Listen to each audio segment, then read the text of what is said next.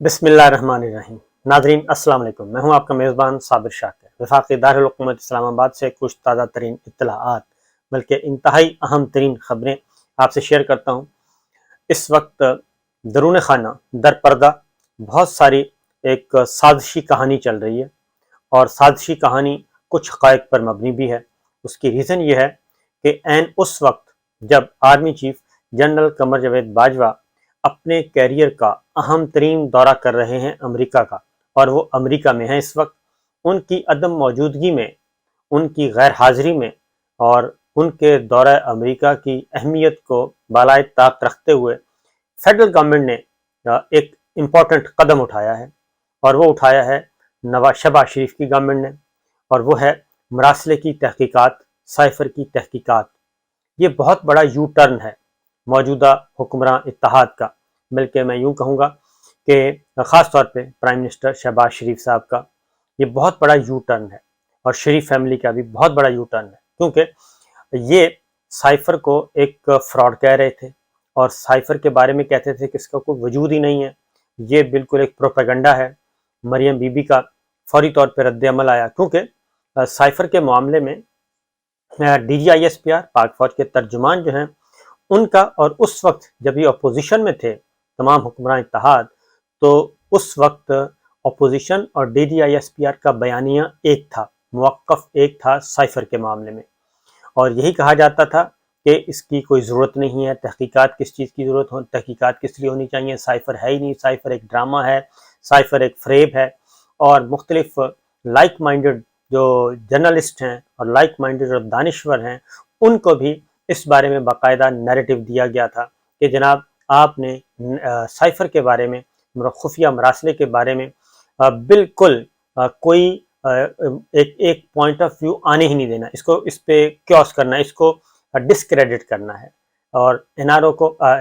جو سائفر کو ڈسکریڈٹ کرنے کے لیے بڑے جتن کیے گئے، اور باقاعدہ طور پہ کالم بھی موجود ہیں، ٹاک شوز موجود ہیں، گفتگویں موجود ہیں مسلم لیگ نواز کی، پیپلز پارٹی کی، سب کی، اور اس کا وجود کو ہی تسلیم نہیں کر رہے تھے۔ اور جبکہ دوسری طرف عمران خان صاحب جو ہیں وہ تحقیقات کا مطالبہ کر رہے تھے، اور انہوں نے چیف جسٹس آف پاکستان کو بھی خط لکھا، پریزیڈنٹ آف پاکستان نے بھی یہ مراسلہ بھیجا، اور مسلسل وہ ڈیمانڈ کر رہے تھے، لیکن اس کو ڈیمانڈ تو دور کی بات ہے، اس کو فریب کہا جا رہا تھا۔ پھر مریم بی بی نے باقاعدہ طور پہ ان کی گفتگو موجود ہے، پریس کانفرنس موجود ہے، پریس ٹاک موجود ہے، انہوں نے بھی کہا کہ یہ سارے کا سارا فریب ہے۔ پھر شہباز شریف صاحب واپس آتے ہیں، تو شہباز شریف صاحب بھی کہتے ہیں پریس کانفرنس جب ان سے سوال پوچھا جاتا ہے، انہوں نے کہا اس میں تحقیقات کی کیا ضرورت ہے، میں گیا تھا روس، اور میں گیا تھا ادھر سینٹرل ایشیا، میری پوٹن سے ملاقات ہوئی شنگھائی تعاون تنظیم کانفرنس میں، اور اس میں میری بہت ہی اچھی گفتگو ہوئی، مسکراہٹوں کے تبادلے ہوئے، تو اس لیے اب کون سی تحقیقات، کسی تحقیقات کی ضرورت نہیں ہے۔ پھر یہ آنن فانن ہوا کیا، یہ کیوں فیصلہ تبدیل ہوا، اور کیا جو سائفر کا ہدف ہے کیا وہ عمران خان صاحب ہیں یا کوئی اور ہے؟ کیونکہ اچانک یہ خبر آئی کہ گورنمنٹ نے سائفر کی تحقیقات کا حکم دے دیا، اور ایف آئی اے کے ذمے لگایا، جی آئی ٹی بنائے، مزید کسی ایجنسی کی ضرورت ہے وہ کرے اس میں، اور پھر وہ جو نوٹیفیکیشن جاری کیا گیا اس میں تسلیم کر لیا گیا سائفر کے وجود کو، کہ کس تاریخ کو یہ سائفر پاکستان کو موصول ہوا، اس کے وجود کو تسلیم کر لیا گیا، وجود کو تسلیم کرتے ہوئے تحقیقات کا حکم دے دیا گیا۔ اب یہ تحقیقات کس نے دیں؟ آخر ایمرجنسی کیا آن پڑی؟ کیونکہ شہباز شریف صاحب 4 دن پہلے پریس کانفرنس کر کے کہہ رہے ہیں اپنے امریکہ سے واپس آنے کے بعد، جو یو این جنرل اسمبلی میں گئے تھے واپس آنے کے بعد، اور اس دوران کیا ایسا ہوا کہ انہوں نے اس کی ضرورت محسوس کی؟ نمبر 1 تو یہ کہ اسحاق ڈار صاحب واپس آئے تو یہ فیصلہ ہوا، نمبر 2 مریم بی بی اسلام آباد ہائی کورٹ سے بری ہوئیں تو یہ فیصلہ ہوا۔ کیا ان کا تعلق ہے کوئی کہ مریم بی بی بری ہو گئیں، آزاد ہو گئیں، اور اسحاق ڈار صاحب جن کے واپسی کے لیے 6 مہینے تک جتن کیا جاتا رہا اور وہ واپس نہیں آنے پا رہے تھے، ان کو واپس لایا گیا اور وہ واپس آ گئے، اور جیسے ہی کابینہ کا اجلاس ہوتا ہے اور اس کے بعد مریم بی بی ایک پریس کانفرنس کرتی ہیں اور اپنی اسٹرینتھ شو کرتی ہیں، اپنی سیاسی قوت بتاتی ہیں کہ اصل طاقت میرے پاس ہے، پارٹی میری ہے، مجھ سے بات چیت کریں، میں ہوں، انہوں نے ایک میسج پورا کنوے کیا. اور اس کے بعد پھر اگلا مرحلہ پھر عمران خان کی گرفتاری، اس کو ڈیفیوز کیا گیا. اس کے بعد پھر اگلا مرحلہ آیا کہ ایک کابینہ سے منظوری کیسے لی گئی؟ ایک گشتی مراسلے کے ذریعے. گشتی مراسلہ کسے کہتے ہیں؟ کہ کابینہ کا اجلاس نہیں ہو رہا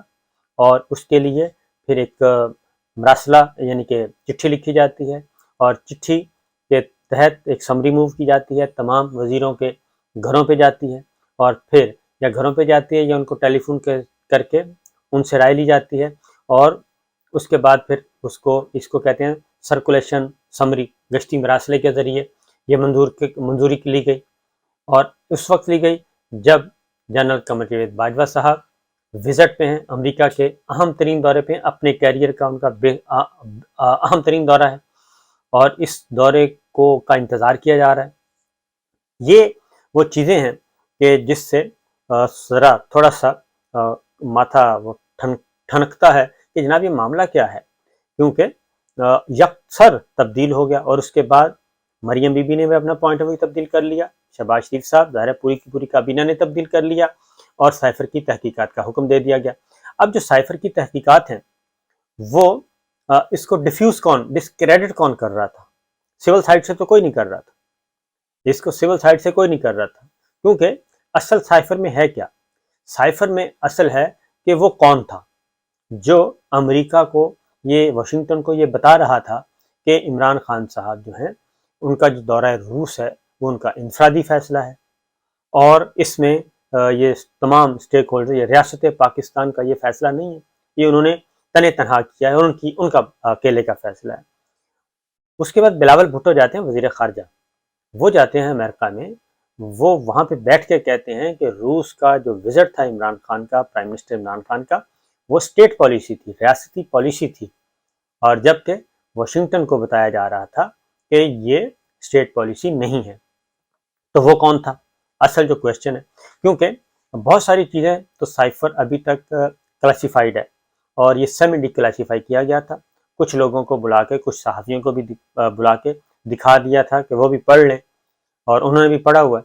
اور اس کے بعد مختلف جو آئینی عہدیدار ہیں ان کے سیکریٹریٹ میں یہ موجود ہے. تو امریکہ کا نام بھی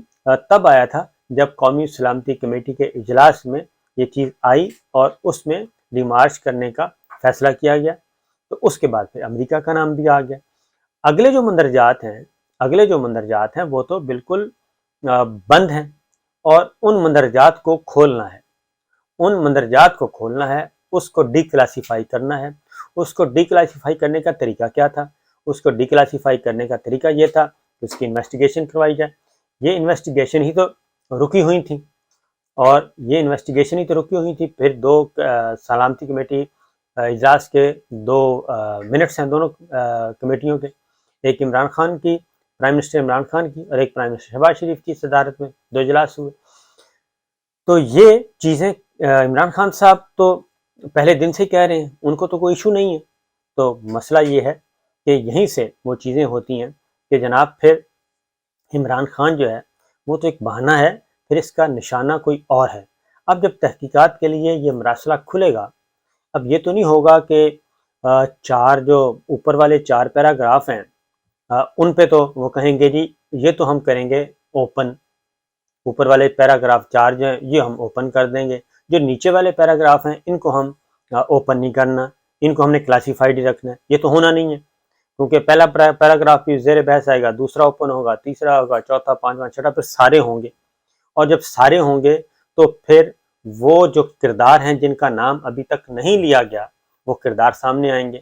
اور وہ کردار کہاں پہ سامنے آئیں گے؟ وہ میڈیا میں بھی آئیں گے، وہ صفحہ مثل پہ بھی اتریں گے. جو انویسٹیگیشن ٹیم کرے گی انویسٹیگیٹ، وہ صفحہ مثل پہ بھی وہ نام آ جائیں گے، اور وہ جیسے ہی نام آئیں گے اس کے بعد یہ کہانی کھل جائے گی. اب ذرا تھوڑا سا یہ مراسلہ بالکل ایک آپ کو اس سے پہلے ایک میمو گیٹ آیا تھا، مراسلہ گیٹ، وہ تھا حسین حقانی اور منصور اعجاز کا. وہ زرداری گورنمنٹ پہ یعنی کہ سول گورنمنٹ پہ الزام تھا کہ سول گورنمنٹ نے حسین حقانی کے ذریعے ایک میمو لکھوایا ہے، اور میمو گیا ہے امریکنز کو،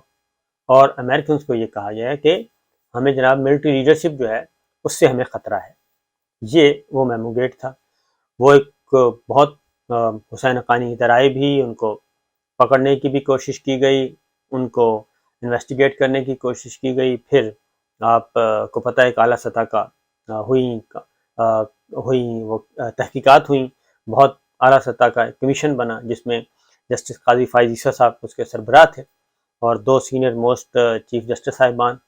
ہائی کورٹس کے تھے، تو وہ بنا، اس کی رپورٹ وہ سپریم کورٹ میں گیا،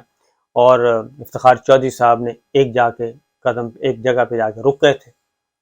اس وقت تھے جناب کیانی صاحب کو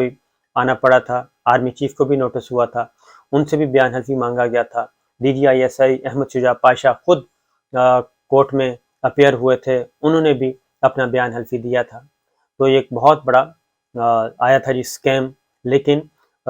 حسین حقانی کا بلیک بیری جو ہے اس تک ایکسیس نہیں ہو سکی تھی، تو اس وقت بلیک بیری کا زمانہ تھا، یہ اسمارٹ فون آپ کے نہیں ہوتے تھے، بلیک بیری تک ایکسیس نہیں ہوگی۔ کینیڈین گورنمنٹ سے رابطہ کیا گیا، کینیڈین ہائی کمیشن کو لکھا گیا کہ جناب اس کا ڈیٹا چاہیے، اور بلیک بیری نے وہ ڈیٹا نہیں دیا تھا کہ یہ جب تک جو یوزر ہے یعنی کہ حسین حقانی صاحب جب تک وہ نہ الاؤ کریں گے ہم ڈیٹا نہیں دیں گے۔ تو یہ چیزیں، تو وہ جو حسین حقانی والا میمو تھا وہ اس کی ترتیب بدلنے، یہ جو میمو ہے آپ کا، یہ میمو وہ ترتیب بدلنے وہ سول ٹو ملٹری سائڈ پہ تھا، تو یہ دوسری سائڈ پہ ہے۔ تو یہ چیز